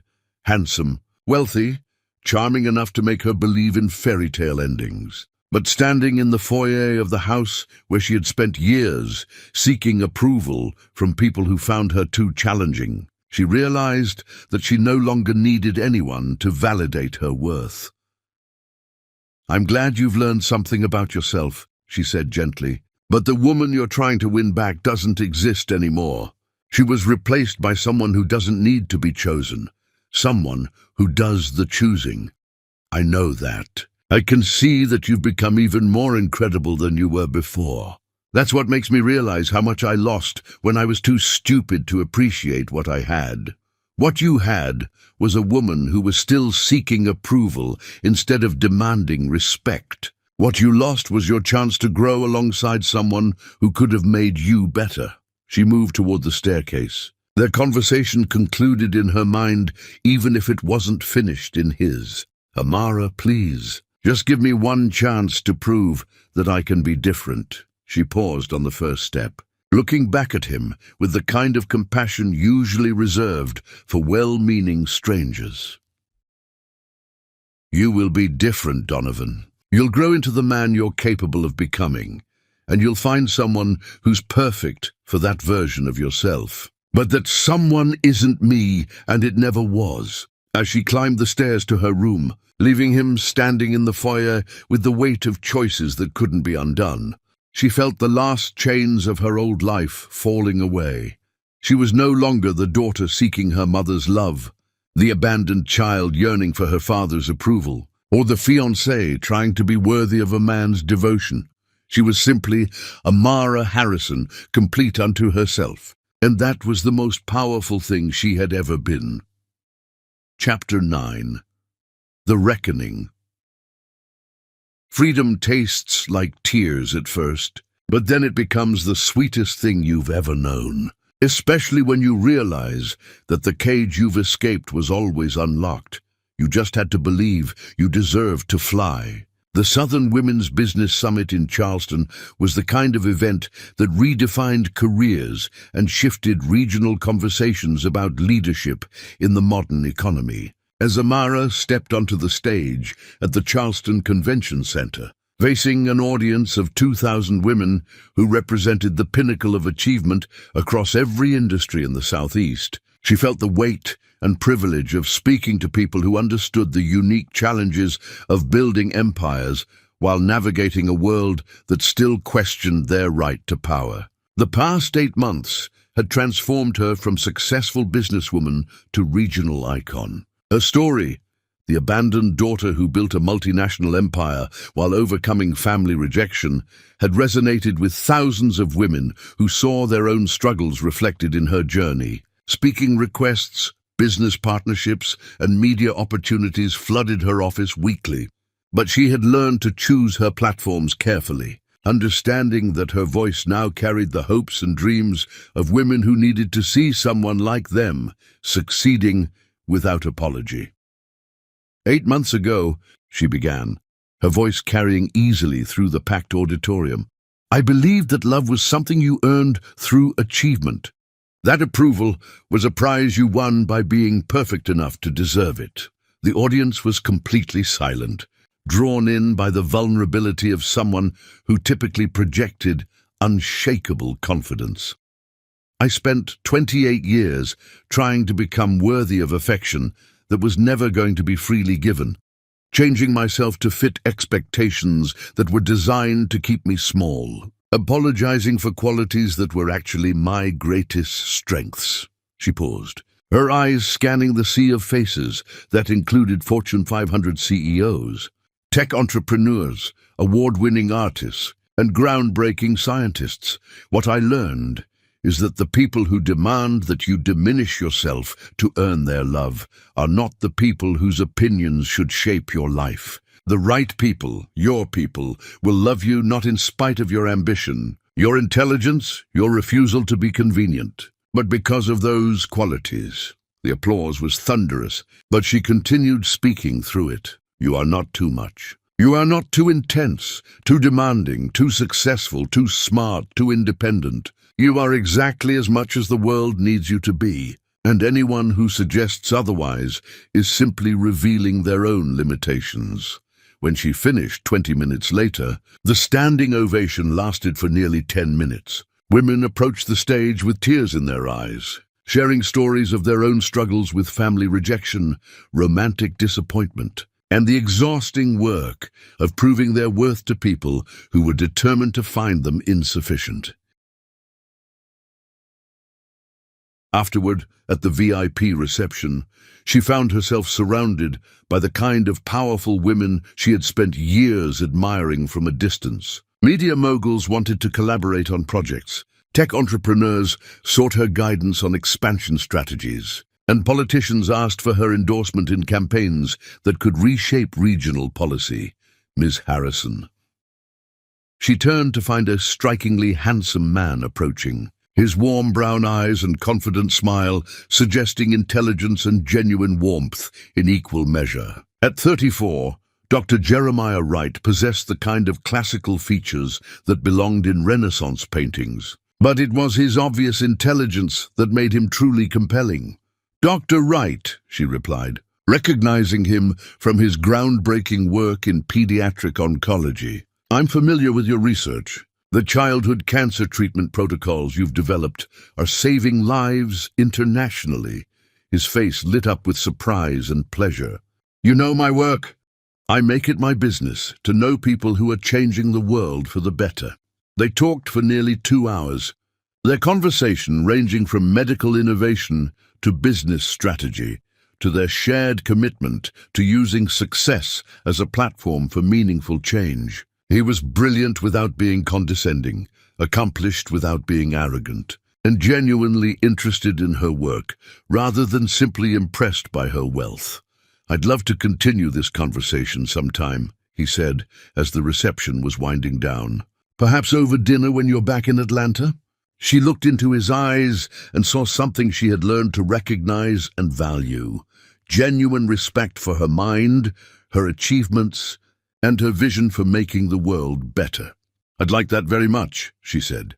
The flight back to Atlanta gave her time to process how completely her life had transformed. 9 months ago, she had been begging for scraps of affection from people who saw her as fundamentally flawed. Tonight, she had commanded an audience of the South's most powerful women and attracted the attention of a man who valued her for all the qualities her own family had found threatening. When her driver pulled through the gates of the Harrison estate, she was surprised to see lights on throughout the main house, despite the late hour. As she entered the foyer, she found Camille and Zara waiting in the living room, their faces carrying expressions of anticipation mixed with something that looked almost like fear. "You're both up late," Amara observed. "We need to talk to you," Camille said, her usual authoritative tone replaced by something much more fragile. "About everything that's happened, about things we should have said months ago." Amara settled into the chair across from them, noting how different this configuration felt from every other family conversation they had ever had. Instead of being positioned as the outsider seeking inclusion, she was clearly the one whose attention they were seeking. "I'm listening," she said. Zara spoke first, her voice trembling with barely contained emotion. "I've been thinking about what you said, about easy love not being the same as valuable love. About how I've spent my entire life accepting adoration without questioning whether I deserved it or whether it was worth having. And what conclusions have you reached? That watching you build something meaningful while I posed for pictures has made me realize how empty my life has been. How much time I've wasted being beautiful instead of being important." Camille shifted uncomfortably, clearly struggling with her own admissions. "Your sister has been helping me understand some things about the way I raised both of you," she said carefully. "About the damage I did by treating love as a reward to be earned rather than a gift to be given freely. Such as the fact that I spent 28 years punishing you for being everything I was too afraid to become. Independent, ambitious, unwilling to compromise your vision for anyone else's approval." Amara waited, sensing that both women had more to say. "I got a call today," Camille continued, "from Theodore Blackstone himself. He's in Atlanta, at Emory Hospital. He had a heart attack and he's asking to see you." The room fell silent, except for the ticking of the antique clock that had measured out so many uncomfortable conversations in this space. "He came here? He drove from Birmingham yesterday, apparently to find you. The heart attack happened in the hospital parking lot. He's stable now, but the doctors say he has days, maybe a week." Amara absorbed this information with the same clinical detachment she brought to business decisions. Theodore Blackstone had finally reappeared, as she had always known he might. "He also asked the hospital to give you something," Camille said, producing a thick envelope that had been delivered by courier. "He said it was an inheritance he wanted to give you in person, but if he couldn't—" Amara opened the envelope to find legal documents transferring ownership of several properties in Birmingham, along with a letter written in Theodore's careful handwriting. "Amara," the letter began, "these properties represent the only honest money I ever made. After I lost everything through my own failures, I bought them with my part-time real estate earnings over the past 15 years, renovating them myself and renting them to families who needed affordable housing. They generate about $60,000 annually in rental income, modest by your standards. But I've arranged for this money to fund scholarships for first-generation college students in Birmingham and Atlanta. I know you don't need my money, but perhaps you can use this small gesture to help other young people who are building their futures despite difficult beginnings. This is not an attempt to buy forgiveness. I know I forfeited the right to your love before you were even born. It's simply an acknowledgement that you deserved a father who would have been proud to support your dreams instead of one who was too weak to try. I hope someday you can forgive me for being the coward who abandoned you, even though I understand if you cannot. He's trying to make amends, Zara said softly. He's trying to die with some dignity, Amara corrected, which is more than he lived with for most of his life. She folded the letter and placed it back in the envelope, her decision made with characteristic decisiveness. I'll go see him, Amara said finally. Not because I want a relationship with him, but because I need to close this chapter completely. Are you sure? I'm sure. He came here looking for me, and I won't let him die wondering if I received his message. 2 hours later, Amara sat in the sterile hospital room at Emory, looking at the man who had abandoned her before she was born. Theodore Blackstone, at 61, looked every day of his age, connected to monitors and breathing with difficulty. But his honey-colored eyes, so much like her own, were alert and filled with something she had never expected to see: genuine remorse. Amara, he whispered, you came. I came. I know I have no right to ask for your forgiveness, he said, his voice weak but determined. I know that driving here was probably selfish, that seeing me might cause you more pain. Why did you come? Because I've spent 28 years being a coward, and I didn't want to die as one. Because you deserve to hear from me directly that your success, your strength, your incredible life, none of it happened because of me. It happened despite me. And I needed you to know that I see that, and I'm proud of the woman you became without me. She studied his face, seeing not the villain she had imagined, but a broken old man trying to find some meaning in his failures. I forgive you, she said simply. Not for your sake, but for mine, his eyes filled with tears. Thank you, but forgiveness doesn't mean I need you in my life. It just means I'm no longer carrying the weight of your choices, he nodded, understanding. The properties in Birmingham, they're yours now. Use them however you see fit. Help other people build the futures I was too weak to help you build. 3 days later, Theodore Blackstone died peacefully in his sleep at Emory Hospital. Amara attended his funeral, not as a grieving daughter, but as a woman who had chosen to close a painful chapter with dignity rather than bitterness. That's all? Camille asked. That's enough. He was never my father in any meaningful sense, and his death doesn't change that. But I can honor his attempt at redemption by turning it into something that helps other people. Zara leaned forward, her voice urgent with emotion. Amara, I need to tell you something else. About my future, about what I want to become. What about it? I've been accepted to graduate school, MBA program at Emory, with a focus on non-profit management. I want to learn how to turn resources into meaningful change the way you have. Amara felt something shift in her chest, not quite forgiveness, but recognition of genuine growth in someone who had never been challenged to grow before. That's wonderful. Zara, it's going to be harder than modeling, but more rewarding in the long run. I know. And I know I have 25 years of shallow thinking to overcome. But watching you has made me realize that I'd rather fail at something meaningful than succeed at something empty. Camille had been silent during this exchange, but now she cleared her throat with obvious nervousness. I have something to confess as well, she said. "About the business opportunities I mentioned wanting to discuss with you." "Yes?" "I don't have any business opportunities.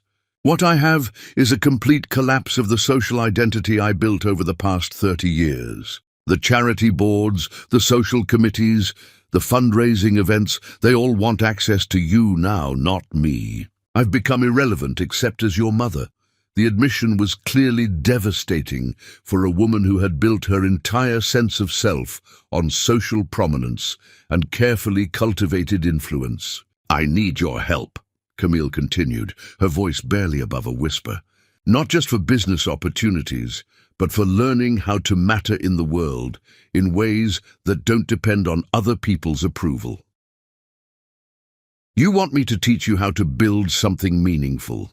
I want you to teach me how to become the kind of woman who could have raised a daughter like you instead of spending 28 years trying to diminish her light." The request hung in the air like a bridge that neither of them was sure could support the weight of their shared history. "I can't give you back the years we lost," Camille said. "I can't undo the damage I did by making you feel unwanted and insufficient. But maybe I can spend whatever time I have left learning how to be worthy of being your mother." Amara stood up, walking to the windows that looked out over the gardens where she had spent so many childhood hours alone, processing the magnitude of what both women were asking of her.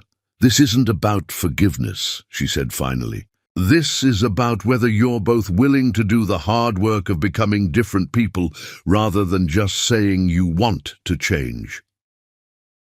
"We are," Zara said immediately. "I am," Camille added with quiet desperation. "Then we'll start slowly. Zara, I'll help you with your graduate school applications and connect you with non-profit leaders who can mentor you. Camille, I'll introduce you to organizations that could use your organizational skills and social connections for meaningful projects." She turned back to face them, her expression serious but not unkind. "But I need you both to understand that this isn't about rebuilding our family relationships. This is about helping you become people I might eventually choose to have relationships with." "I understand," Camille said. "We both understand," Zara added. Her phone buzzed with a text from Jeremiah. "Thank you for an incredible evening. I can't stop thinking about our conversation. Would tomorrow night be too soon for that dinner?" She smiled, typing back, "Tomorrow night would be perfect." For the first time in her life, she was not just being chosen, she was doing the choosing. And the woman she had chosen to become was exactly who she had always been meant to be. Chapter 10. Reborn in Power.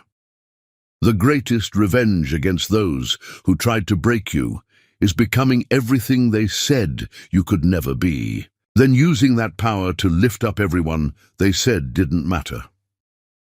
The morning sun painted Amara's bedroom in shades of gold as she prepared for her wedding to Dr. Jeremiah Wright. The ivory silk gown, designed by a celebrated designer, seemed to glow against her mahogany skin, its elegant lines emphasizing her regal bearing while intricate beadwork told the story of strength rising from struggle. 1 year had brought extraordinary changes. Her business empire now spanned 4 continents. Her non-profit had established programs in 12 countries, and the documentary about her journey had won international awards. More importantly, she had found in Jeremiah a love that celebrated rather than diminished her strength.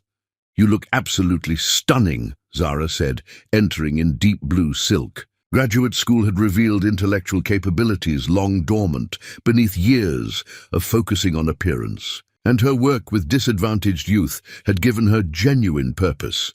The ceremony transformed the estate gardens into something magical.